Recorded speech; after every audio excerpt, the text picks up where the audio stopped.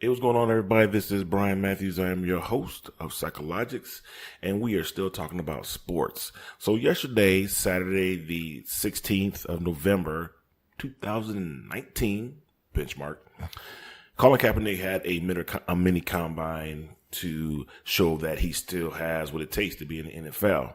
Now, a lot of analysts stated that there was something strange about this, and potentially there was some underlined reasons why this happened due to the court case that he won, the collusion case, so to speak. Who knows? I don't know. But what I do know is that it seems sort of kind of maybe he got more support from white analysts than he did from black analysts, especially like people like Stephen A. Smith. Now, let's talk about Stephen A. Smith real quick.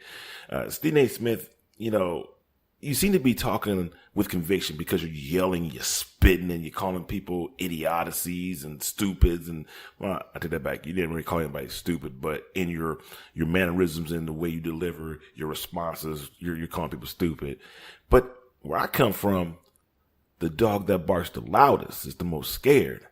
Now, I'm not taking away from your knowledge and your controversial style, but in the manner you debate, man, it comes off like a bully.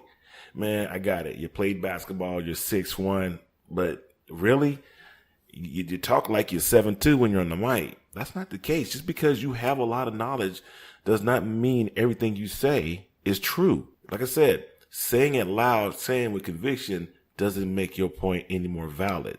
Now, your last message about Colin further proves to me that you're just a mouthpiece for the NFL. Inadvertently, I'll say.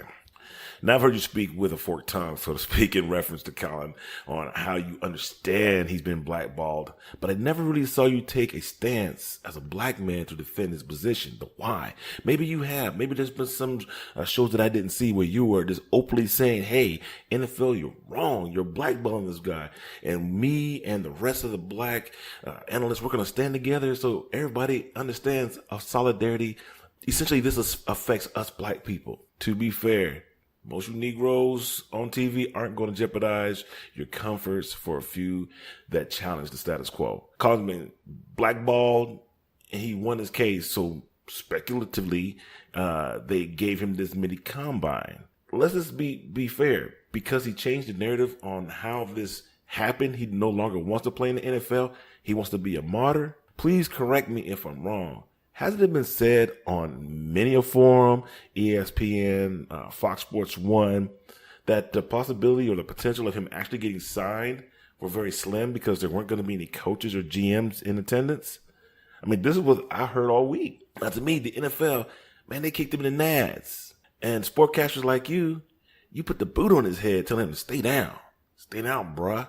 And now that Mr. Charlie has given him the opportunity and Cap changed everything, now he's being disrespectful. Oh, Mr. Charlie, you see that? He being disrespectful, sir. You see that? He being disrespectful. He don't want to play football. No, he want to stand up. See, the one thing I will say, now I've been to combat and I could have died for my country because that's the understanding that self-service, or that's what self-service to me means, that I'm putting the needs of others before my own. Something that Colin Kaepernick did because he kind of committed, financial suicide as well as career suicide by what he did. It shouldn't be that way, but it is. Now, like I said, I've been to combat a couple times, and it's a damn shame that I fear dying by the hand of the police in the country that I served and defend the Constitution of the United States. Simply because I'm a 230-pound black man. I have various skills that can protect me and my family. I've heard from different people here in San Antonio that the police aren't properly trained, but they sure can shoot. They can't chase you, but they can shoot, which to me seems to be the sentiment. Well, I don't have all the complete training. I got enough to keep me out of trouble, but I'm going to bust a cap in this one because I'm afraid I can't properly negotiate or navigate through a certain situation.